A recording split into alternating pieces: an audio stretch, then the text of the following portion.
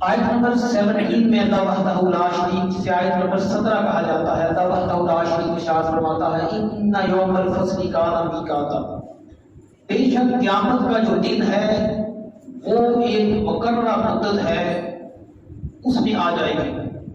قیامت آنے والی ہے، فیصلے کا دن مقرر ہو چکا ہے جو اللہ وحدہ لا شریک کے علم میں ہے۔ صحابہ کرام نے پوچھا یا رسول اللہ یا حبیب اللہ قیامت کب ہوگی؟ قیامت کے بارے میں ہمیں آگاہ فرمائیں۔ ایک وہ وقت تھا جب آپ علیہ الصلوۃ والسلام نے فرمایا اس کا علم اللہ وحدہ لا شریک کے پاس ہے۔ بعد میں یہ بھی بتلا دیا کہ محرم کا مہینہ ہوگا جب قیامت برپا ہوگی۔ اللہ کے محبوب دن کون سا ہوگا؟ فرمایا جمعۃ المبارک کا دن ہوگا۔ تاریخ کیا ہوگی؟ فرمایا 10 محرم کی تاریخ ہوگی۔ اس میں مہینے کا بھی تعین کر دیا، دن کا بھی، تاریخ کا بھی، کہ محرم کے مہینے میں قیامت برپا ہوگی۔ جمعۃ المبارک کا دن جو مسلمانوں کے لیے عید کا دن کہلاتا ہے، اور یہی عید کا دن مسلمانوں کے لیے قیامت کا بھی دن ہوگا۔ اور حضور اکرم صلی اللہ علیہ وآلہ وسلم مدینہ المنورہ میں تشریف لائے تو دیکھا یہودی 10 محرم کا روزہ رکھتے ہیں۔ فرمایا تم لوگ کس لیے 10 محرم کا روزہ رکھتے ہو؟ تو انہوں نے کہا اللہ وحدہ لا شریک نے حضرت موسیٰ علیہ السلام کو فرعون سے نجات دی تھی تو 10 محرم کا دن تھا، اس لیے ہم 10 محرم کا روزہ رکھتے ہیں۔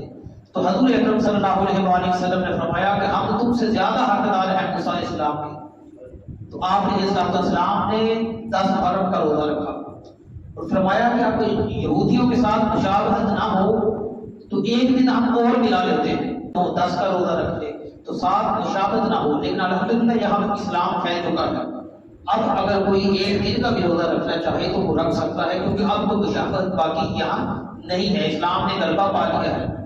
تو ہر اس جگہ پر جہاں ایسی صورتحال ہو، جہاں مشابہت کا اندیشہ ہو، وہاں دو روزے رکھے جائیں۔ تو یہاں الحمدللہ اسلام اپنی آب و تاب کے ساتھ جگمگا رہا ہے، تو اب یہاں آپ ایک روزہ بھی رکھ سکتے ہیں۔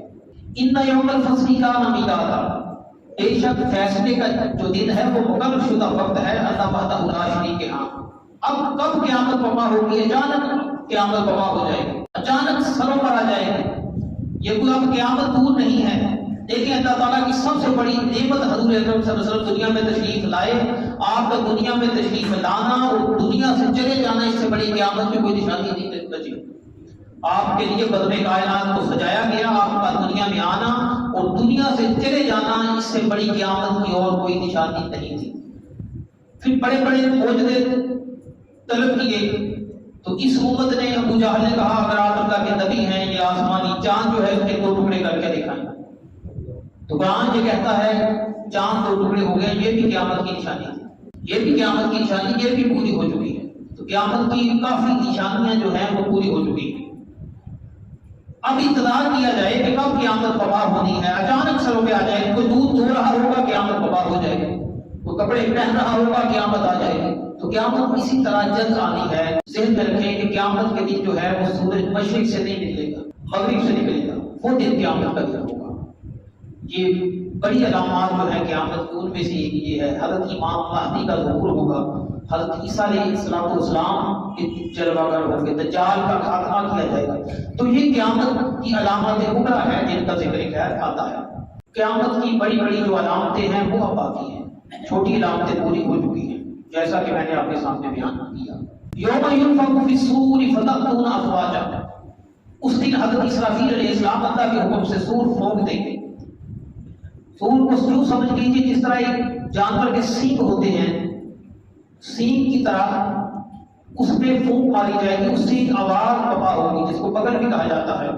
2 مرتبہ سور پھونکا جائے گا، ایک مرتبہ سور پھونکا جائے گا جب جتنے زندہ ہوں گے وہ ہلاک ہو جائیں گے، ایک مرتبہ سور پھونکا جائے گا جتنے مرے ہوئے ہوں گے، مردہ ہوں گے وہ زندہ ہو جائیں گے۔ تو یہاں اس کا ذکر خیر ہے، یوم ینفخ، جس دن پھونک دیا جائے گا سور میں، اس دن تم سب اللہ وحدہ لا شریک کی بارگاہ اقدس میں آؤ گے، افواجا، فوج در فوج، سارے اکٹھے ہو کر اللہ وحدہ لا شریک کی بارگاہ اقدس میں تمہیں حاضر کر دیا جائے گا۔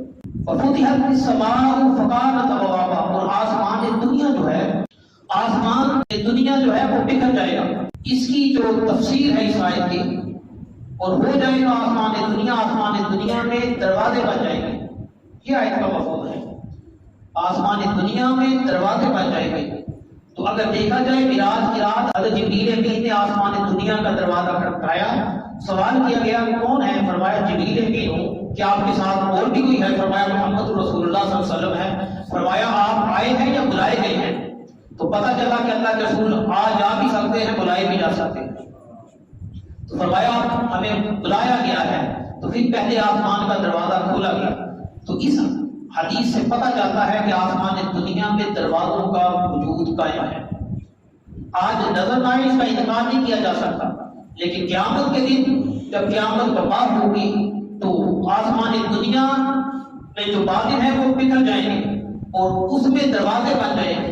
احادیث نبویہ میں بھی دروازوں کا ذکر ملتا ہے جو معراج کے موقع پر احادیث آئی ہے کہ آسمان دنیا میں دروازے ہیں، پہلے آسمان کا دروازہ کھٹکھٹایا، دوسرے کا، تیسرے کا۔ احادیث میں یہ معراج کے واقعہ میں بیان کیا جاتا ہے کہ ہر دروازے پر کسی نہ کسی نبی یا رسول سے ملاقات ہوئی، حضور اکرم صلی اللہ علیہ وسلم کی۔ فقارت انوار پاس ہو جائیں گے اس میں دروازے۔ تو آسمان دنیا میں دروازوں کا وجود ہے، لیکن ہو سکتا ہے کہ ظاہری طور پر عام کو نظر نہ آتے ہیں، لیکن جب اللہ وحدہ لا شریک نے فرمایا کہ قیامت کا دن تو ایسا ہے جب باطل یا آسمان دنیا ہر چیز بنا ہو جائے گی اور دیکھنے والا دیکھے گا کہ شاید اس کے اندر کوئی دروازے بن گئے ہیں۔ سجلت الجبال فکانت سرابا، اور اس دن کا عالم یہ ہے کہ پہاڑ جو ہیں وہ جلائے جائیں گے، پہاڑوں کو جلایا جائے گا، یوں ہو جائیں گے جیسے ریزہ ریزہ ہوتے ہیں، ریت ہوتے ہیں۔ فکانت سرابا، پس ہو جائیں گے سراب۔ سراب کس کو کہا جاتا ہے؟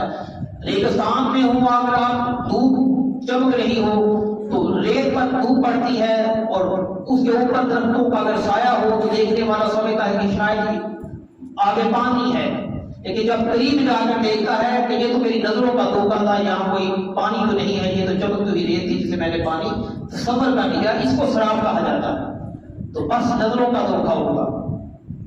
پہاڑ اس دن جلائے جائیں گے، ریزہ ریزہ ہو جائیں گے، ٹکڑے ٹکڑے ہو جائیں گے اور یوں ہو جائیں گے جیسے دھنکی ہوئی رنگین اون ہوتی ہے، جیسا کہ سورۃ القاریہ میں اللہ وحدہ لا شریک نے اس کا ذکر خیر فرمایا ہے کہ پہاڑ یوں ہو جائیں گے جیسے رنگین اون ہوتی ہے، اس طرح غبار جو ہے اس کو اڑ رہے ہوں گے، ریزہ ریزہ ہو جائیں گے۔ دیکھنے والا سمجھے گا کہ پہاڑ ہی ہوں گے سامنے، جب دیکھے گا وہ ریزہ ریزہ ہو چکے ہوں گے، اس کو سراب بھی کہا جاتا ہے۔ تو یہ دیکھیں اللہ وحدہ لا شریک نے قیامت کے احوال کا ذکر خیر فرمایا۔ اس کے بعد ان جہنم کانت مرصادا، بے شک جو جہنم ہے یہ گارڈ کی جگہ ہے۔ گارڈ کہتے ہیں انتظار کی جگہ۔ قیامت تو وبا ہوگی تو جہنم جو ہے وہ انتظار میں ہے کہ کب مجرم یہاں آئے، کب مجرم آئے، مجرموں کا انتظار کر رہی ہے، گارڈ کی جگہ لگائے ہوئے بیٹھی ہے کہ نافرمانیاں کرنے والوں کے لیے جہاں ٹھکانا ہے انہوں نے ادھر ہی کو آنا ہے۔ لابسین فیہا احقابا، جس میں وہ ٹھہریں گے مدتوں۔ احقابا حقب کی جمع ہے، حقب اس کی واحد ہے، اس کا سادہ مفہوم آپ کے سامنے بیان کر دیتا ہوں۔ احقابا حقب کی جمع ہے، حقب کہتے ہیں مدت کو۔ حضرت علی المرتضیٰ شیر خدا رضی اللہ تعالیٰ سے جب پوچھا کہ اس کے بارے میں بتلائیں تو مفہوم بیان کرتا ہوں، انہوں نے فرمایا اس سے مراد 100 سال کی مدت ہے، کسی نے کہا 80 سال کی مدت ہے، کسی نے کہا 300 سال کی مدت ہے، اور آخری قول یہ ہے کہ 3000 سال کی مدت ہے۔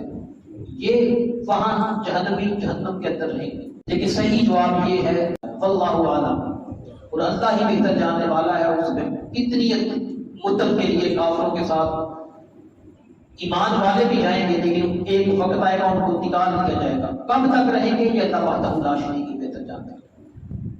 یہ مدت کے بارے میں تعین ہے، حضرت ابن عباس رضی اللہ عنہ نے فرمایا، حضرت علی المرتضیٰ شیر خدا رضی اللہ عنہ نے فرمایا، یہ اقوال ہیں، لیکن صحیح جو بات ہے، مختصر جو بات ہے، کتنے عرصے کے لیے وہاں جہنم کا ایندھن بنے گے وہ اللہ وحدہ لا شریک کی بہتر جانتا ہے۔ کسی نے کہا کہ یہ دنیا کے مقابلے میں جتنا 1 سال ہوتا ہے جہنم میں 1 دن ہوگا، سال کے برابر 1 دن ہوگا۔ تو یہ باتیں سمجھنے سمجھانے کے لیے ہیں، حقیقت حال جو ہے وہ اللہ وحدہ لا شریک ہی بہتر جانتا ہے کہ کتنے عرصے تک جہنم کا ایندھن رہنے والے جہنم کا ایندھن رہیں گے۔ جب اللہ تعالیٰ اہل ایمان کو اپنے فضل سے نکال دے گا، یہ اس کا فضل ہے، اور کافروں کو ہمیشہ کے لیے رکھے گا، یہ اللہ کا عدل ہے، یہ اللہ کا عدل ہے۔ لا یذوقون فیہا بردا ولا شرابا، یہاں ذکر کیا گیا ہے نہ پائیں گے وہاں اس جہنم کے اندر کوئی ٹھنڈک، ولا شرابا، اور نہ مشروب ان کو پینے کے لیے دیا جائے گا۔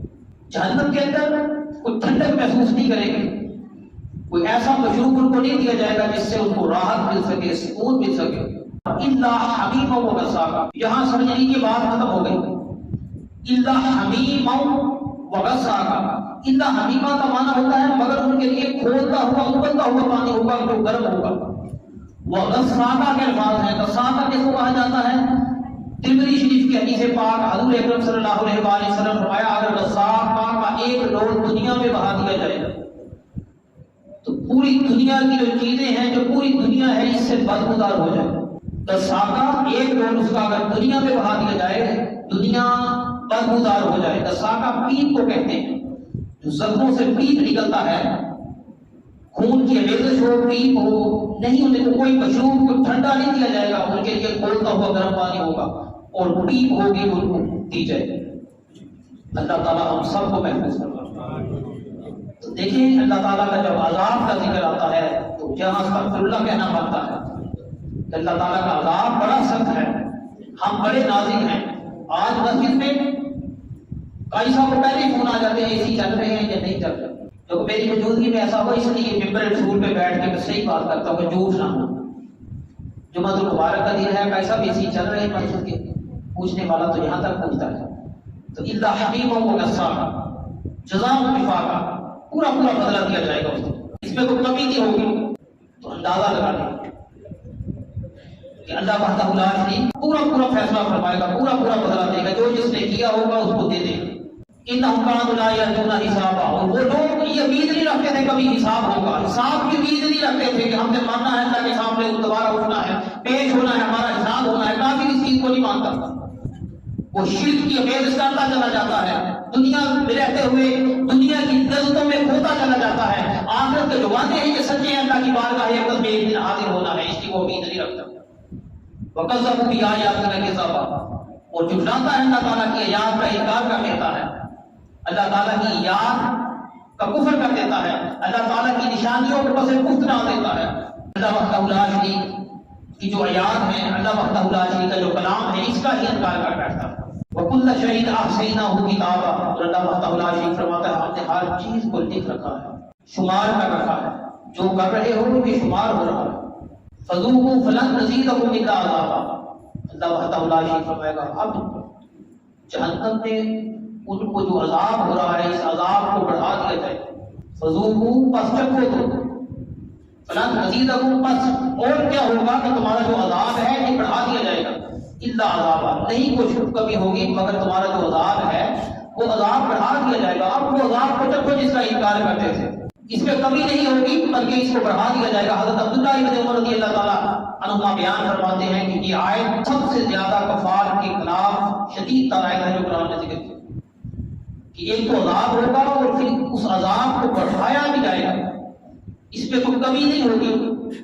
अजाब की जो हालत है इसमें आए दिन अल्लाह वहदहु ला शरीक अजाब फरमाएगा, इसमें कोई कमी नहीं है। काफिरों के बारे में कि उन पर जो अल्लाह वहदहु ला शरीक अजाब नाज़िल फरमाएगा, अजाब से उसको दो चार करेगा, इसमें आए दिन अल्लाह वहदहु ला शरीक इजाफा फरमाता है। वैसे ही जहन्नम का जब तज़किरा किया जाता है तो जहन्नम की आग को हर रोज भड़काया जा रहा है, हदीस पाक में आता है। उसके दरोगा जहन्नम उनको हजरत मालिक अलैहिस्सलाम कहा जाता है, इनके सुपुर्द अल्लाह ताला ने जहन्नम को किया है। वो जहन्नम को हर रोज भड़का रहे हैं, भड़काते जा रहे हैं, क़यामत तक भड़काते रहेंगे। और अल्लाह वहदहु ला शरीक का जो अजाब है बड़ा सख्त है। दुआ किया करें कि हमारी ताला हम कमजोर लोग हैं, हमें बांधा चुभ जाए, हम इसको बर्दाश्त नहीं कर सकते, हम तेरे अजाब से तेरी पनाह मांगते हैं। अल्लाह ताला से अजाब से बचने की दुआएं मांगा करें, अल्लाह की पनाह तलब किया करें। तो जन्नत मांगता है अल्लाह ताला उसको जन्नत अता फरमाएगा, जो जहन्नम से पनाह मांगता है अल्लाह ताला उसको जहन्नम से आजाद फरमाएगा। ये दुआओं का हिस्सा बना लीजिए, अल्लाह ताला से जन्नत मांगा करें, जहन्नम से पनाह मांगा करें कि हमारी ताला तेरी जो जहन्नम है इससे हम तेरी पनाह तलब करते हैं। जब ऐसा होगा अल्लाह वहदहु ला शरीक एक तो राजी होता है कि मेरा बंदा मुझसे दुआ मांग रहा है, इसको पता है मैं खाली हूं सुनने वाला। तो इंसान को अल्लाह वहदहु ला शरीक ने दो कुव्वतें दी हैं, एक कुव्वत नज़रिया कहलाती है और एक कुव्वत अमलिया कहलाती है। جب انسان قوت نظریہ کو دہراتا ہے، وہ سوچے کہ میں نے شرک کبھی نہیں کرنا، تب آتا ہوں لا شریک سے ڈرانا. تو یہ قوت نظریہ ہوتا ہے کہ انسان کفر سے بچے، شرک سے بچے. اور قوت عملیہ یہ ہے ہر نیک کام کرنے کی کوشش کرے، گناہوں سے اجتناب کرے. تو قوت عملیہ یہ اللہ کی توفیق سے اللہ تعالیٰ بندے کو توفیق دیتا ہے، وہ نیکی کرتا ہے، گناہوں سے اجتناب کرتا ہے. اسی پہ اکتفا کرتا ہوں. اللہ تعالیٰ ہمیں نیکی کی سدا توفیق دے، گناہوں سے بچنے والا بنا. وما علیہ